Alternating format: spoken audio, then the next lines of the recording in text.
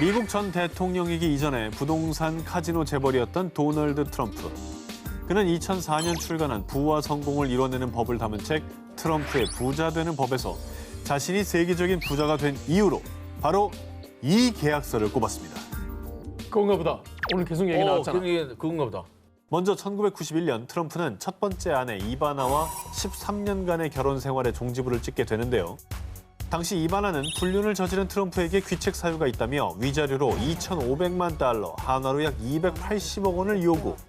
그런데 말입니다. 두 사람이 혼인신고서에 사인하기 전에 먼저 사인한 게 있었으니 바로 혼전계약서. 이 혼전계약서 하나 잘 써둔 덕분에 트럼프는 이혼 당시 이바나가 요구한 2,500만 달러보다 훨씬 적은 약 155억 원을 지급한 것으로 전해졌습니다. 많이 세이브했네. 그런데 트럼프가 혼전계약서 덕을 본 게 이게 다가 아니었습니다. 1999년 트럼프는 두 번째 아내 말라 메이플스와 이혼하게 되는데요. 당시 트럼프가 메이플스에게 지급한 위자료는 단돈 200만 달러, 약 22억 원 상당으로 알려졌고요. 두 번째 쓴 혼전계약서인 만큼 노하우가 생겼던 걸까요? 트럼프에 대한 책을 출간하거나 그에게 불리한 인터뷰는 하지 않겠다는 항목까지 추가! 트럼프가 숱한 스캔들에 휘말렸을 때도 그녀는 혼전계약서에 따라 그 어떤 관련 인터뷰도 하지 않고 약속을 지켰다고 합니다. 근데 저분은 거의 거론된 적이 없어요, 뉴스에. 진짜 다양한 폭로가 있었지만. 완전 입을 닫으라고 써놨나 보다. 네, 진짜 계약서를 잘 써놨나 봐. 야, 근데 이제 트럼프랑 결혼을 하는 분들은 그 계약서 쓰자고 그러면 좀 이렇게 좀 항목을 좀 봐야겠네. 일단 왜 이렇게 자꾸 쓰자고 그러지? 거의 책 한 권일 것 같아요, 왠지. 그리고 두 번의 이혼 후 일명 혼전계약서 전도사로 거듭난 트럼프는요. 여러분, 아무리 사랑해도 혼전계약서를 쓰시길 바랍니다. 파이어! 그러면 여기서 드는 궁금증 하나. 과연 트럼프는 지금의 아내 멜라니아와도 혼전계약서를 썼을까요? 썼겠죠. 썼겠지. 대선 직후에 이혼설이 좀 돌고 있긴 하거든요. 그렇죠. 미국 유명 신문사의 메리 조던 기자에 따르면요. 트럼프와 멜라니아 역시 재산 분할 관련 내용을 담은 혼전계약서를 작성했다고 하는데요. 이제 그 내용이 좀 궁금한 거예요. 그렇지. 구체적인 내용은 공개된 바가 없습니다. 그런데 이 조던의 저서에 따르면 2017년 1월 멜라니아 여사가 백악관 입성을 반년 가까이 미룬 이유가 재산 분할과 관련된 재협상을 위한 것이었고 트럼프의 성추문 스캔들이 터졌을 때 멜라니아는 그 상황을 혼전계약서 수정에 적극 활용. 자신의 친아들 베런이 다른 자녀들과 동등한 유산 상속 권리를 가질 수 있도록 합의를 얻어냈다고 전했습니다. 이건 쟁취했네. 그렇죠. 이게 사실 결혼이라는 건 우리가 영원히 살자는 약속인데 여기에 뭔가 이상한 장치를 건다는 게 문화적 차이가 좀 심한 거예요. 아이러니하게도 사람 못 믿으니까 저걸 쓰는 거잖아요. 사실. 그렇긴 해도. 이번 특종의 주인공은요. 무려 120만 명의 팔로워를 둔 싱가포르 SNS 스타이자 인플루언서 제이미 추아입니다. 그녀의 SNS 속 일상은 화려함과 럭셔리함의 극치. 일단 제이미 추아의 드레스룸을 살펴보면요. 각종 명품백이 벽면 한가득. 돈이 있어도 구하기 어렵다는 명품 중의 명품. 에피메스 백을 가장 많이 소유한 여성으로도 유명하고요. 또 세계 유명 디자이너들의 구두 수백 켤레가 전시돼 있습니다. 대박이다. 백조 한 칸에 그 집이야, 집. 그 집인 거잖아. 제이미 추아가 이런 럭셔리한 생활을 즐길 수 있는 이유. 재벌? 금수저? No. 바로 이혼 때문이었습니다. 결혼 전 제이미 추아는 한 항공사에서 일하던 스튜어디스였는데요. 그러던 어느 날 비행 중 데스티니 인도네시아의 억만장자 누리디안 푸아카를 만나 사랑에 빠졌고 두 사람은 결혼식을 올렸는데요. 그러나 영원할 것 같은 두 사람의 사랑에도 유효기간이 있었나 봅니다. 결혼 15년 만인 2010년 제이미 추아가 남편에게 이혼 소송을 제기했고요. 결국 법정 다툼 끝에 1년 뒤 이혼했는데요. 그녀가 받은 정확한 위자료 액수가 공개되진 않았지만 언론의 추측에 따르면 제이미 추아는 매달 33만 2천 달러, 한화로 약 3억 8천만 원을 받고 있다고 합니다. 나 1년이라는 줄 알았어. 하루로 따지면 매일 약 1,200만 원을 받는 겁니다. 일당 1,200이네. 1일 1명품백 사고도 남는 금액이죠. 우리처럼 집콕 하루 하면 1,200이기 전에 세이브네. 그래서 제이미 추아는 매달 15,000달러, 약 1,700만 원 상당의 각종 시술과 관리를 받고 있고요. 또 아들의 생일에는 2억 원 상당의 SUV를 선물하기도 했다고 합니다. 저도 고민이겠다. 뭐 이렇게 새로 나온 차가 없나 고민이겠네. 3년 넘게 전 세계 부자 1위를 기록한 전자상거래 기업 A사의 CEO 제프 베이조스. 그런 그가 지난 2019년 1월 결혼 25년 만에 돌연 이혼을 발표, 세간의 이목이 집중됐는데요. 바로 위자료 액수에 대한 것이었습니다. 상상이 안 간다. 당시 제프의 자산은 1,370억 달러, 한화로 약 153조 원으로 추산됐는데요. 웬만한 나라 예산 아니야, 예산? 정확한 이혼 사연은 공개되지 않은 상황에서 2019년 4월 아내 맥킨지가 SNS를 통해 직접 밝힌 이혼 합의 사항. 제프가 가진 A사 지분 중 25%를 받기로 했어요.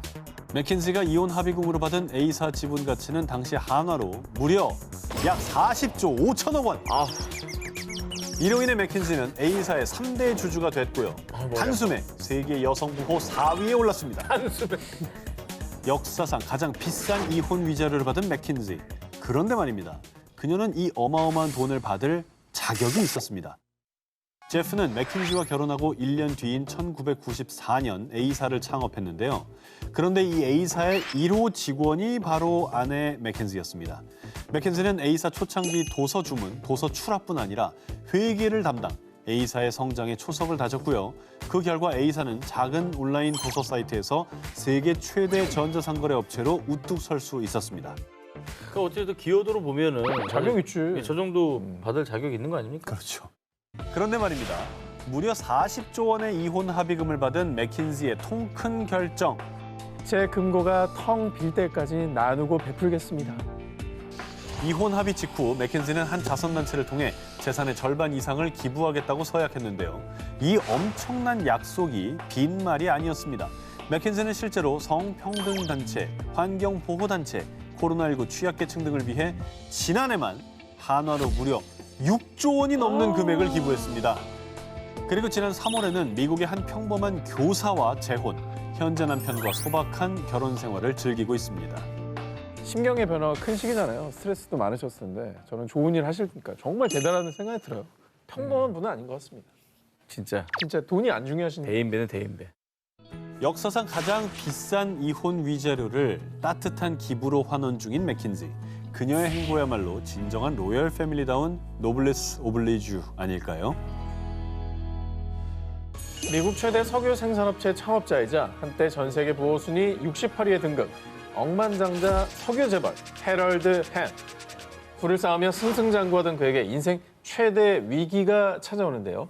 자, 2012년 5월 25년 동안 결혼 생활을 해온 아내 수앤 아넬이 이혼 소송을 제기한 겁니다.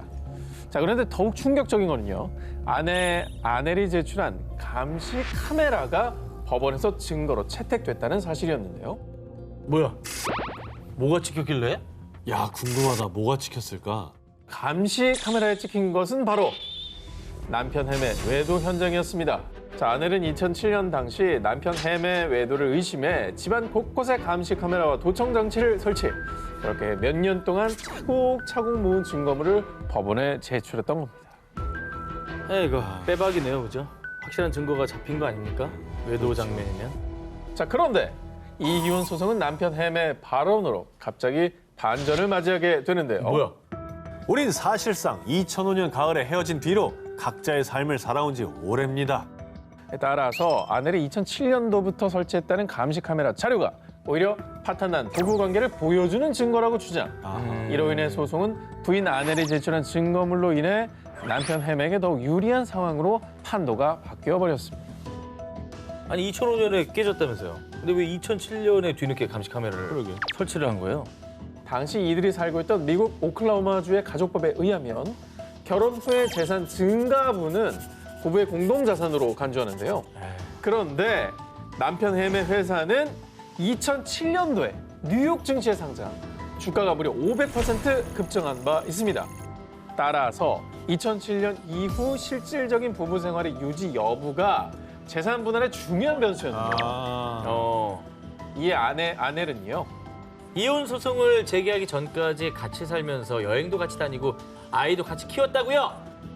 회사 자산 약 176억 달러, 한화 약 18조 원을 부부의 공동 재산으로 봐야 하고 그중 절반이 자기 몫이라고 주장한 겁니다. 그리고 2014년 11월 드디어 법원의 판결이 나왔습니다. 궁금해. 진짜 궁금하다. 어떻게 됐을까 이거?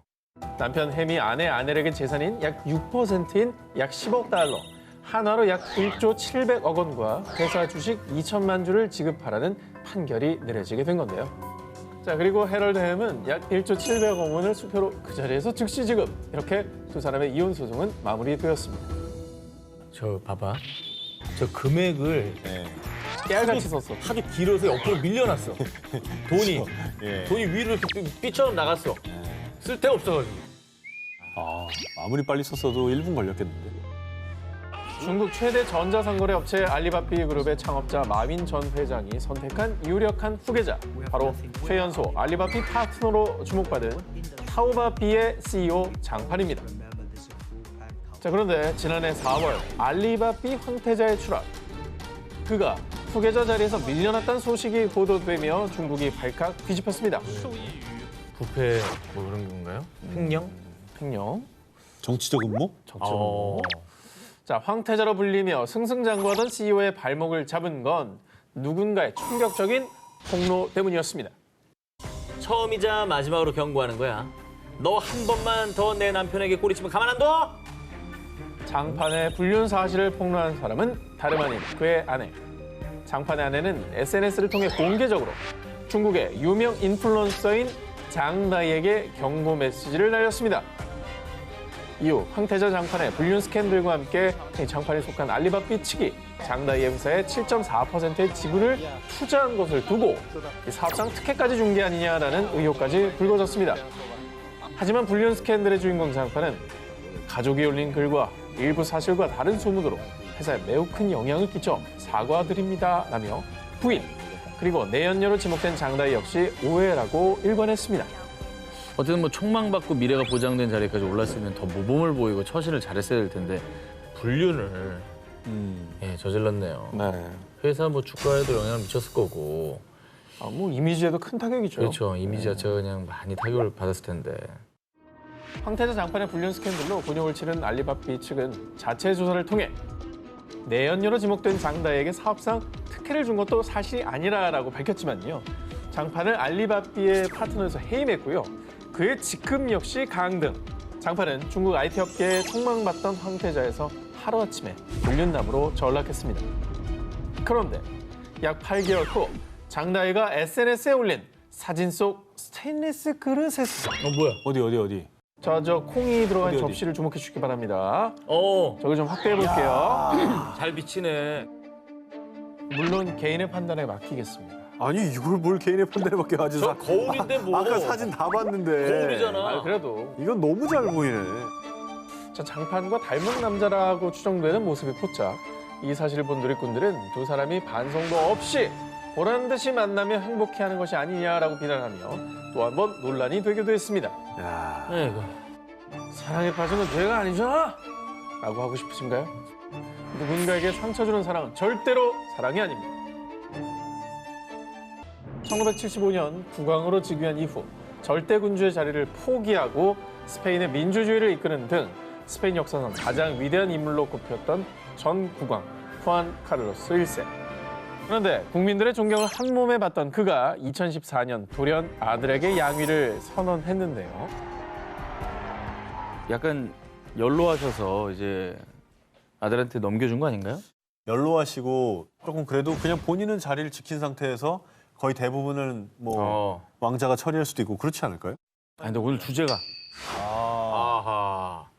스페인 국민들은 국왕의 양위 소식에 나라를 좀먹는 국왕은 필요 없다, 잘 물러났다 하며 비난을 퍼부었습니다. 쌤의 비난. 존경받았대. 그 이후 양위 선언 약 2년 전인 2012년으로 거슬러 올라가 보겠습니다.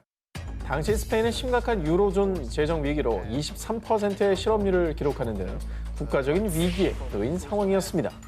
그런데 그는 나라가 힘든 와중에도 보츠와나에서 초호와 코끼리 사냥을 즐겼고요.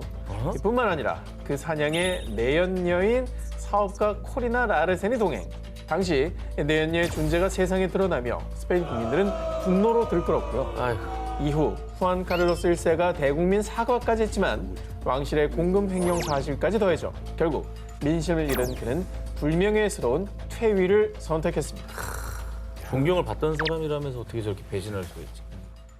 자, 그런데 그가 퇴위한 지 약 6년 후인 지난해 상왕 카를로스 1세와 그의 내연녀 라르센의 대형 스캔들로 스페인이 또 한 번 발칵 뒤집혔습니다. 또 2008년 사우디아라비아의 고속열차 사업권으로 후안 카를로스 1세가 무려 한화 약 1,200억 원의 뇌물을 받은 혐의가 뒤늦게 드러났을 뿐 아니라 사우디아라비아로부터 받은 비자금 중 한화 약 860억 원을 내연녀인 라르손을 통해 스위스 비밀 계좌에 입금, 뒷돈을 가지고 돈 세탁을 하며 탈세까지 한 정황이 포착된 겁니다.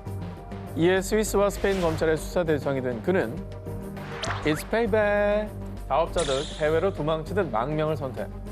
그리고 내연녀 라르센은 그 돈은 그가 날 사랑해서 존경과 감사의 의미로 준 선물입니다. 이 모든 건 스페인 왕실의 쿠데타이며 난 희생양이에요. 한편 한 언론에선 온갖 부정부패 스캔들을 저지른 전 국왕을 두고 스페인 민주화를 이루며 역사의 이름을 남기는 듯했던 전직 국왕의 불욕적인 말로라며 씁쓸한 반응을 보였습니다. 최악의 말로다. 최악의 말로. 저 국민들의 배신감이 얼마나 컸을까요? 상상을 못할 것 같아요. 한땐 스페인의 자랑이었지만 어리석고 잘못된 사랑으로 나라의 수치가 된 전 국왕. 그의 눈을 가린 건 자기 자신이었다는 사실. 지금쯤 깨달았겠죠? 지난 1월 프랑스 노동법 권위자인 카미유 쿠슈네르의 충격 폭로로 프랑스 전역이 발칵 뒤집혔습니다. 어머니와 이모는 모든 것을 궁유하는 사이였어요. 네? 이게 무슨 소리예요? 어머니와 이모면 자매 아니야? 아니 뭐 어린 사람들도 아니고 애들도 있는 사람들이 그랬다고? 까미유는 자신의 아버지와 이모가 내연 관계였다는 충격적인 주장을 한 것입니다. 카미유의 아버지는 구호단체 국경 없는 의사회 설립자로서 인도주의를 실천하는 의사로 존경받는 베르나르 쿠슈네르였고요. 이 남자와 내연 관계였다는 카미유의 이모는 6, 70년대 활발히 활동했던 배우 고 마리 프랑스 피지에였습니다. 이름 보고 약간 의심했는데 저 사람이야? 그래, 일이지? 헐, 대충격. 야, 근데 진짜 아니 뭐 처제와 형부의 내연 관계라는 것도 충격적인데 저 두 사람이 너무나 사회적으로 명망이 높은 분들이네. 카미유의 어머니는 남편과 동생의 내연 관계를 알고도 모른 척 묵인했다고 합니다. 아니 왜? 사실 불륜 사이였던 베르나르와 마리뿐 아니라 카미유의 어머니인 고 에블린 피지에 역시 프랑스 내 유명 인사였는데요.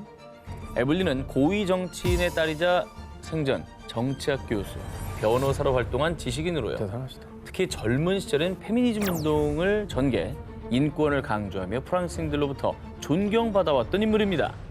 그래서 일각에서는 에블린이 이른바 사회 지도층이라는 권력, 명예 때문에 남편과 동생의 내연 관계를 알고도 은폐, 침묵한 것으로 추측했습니다.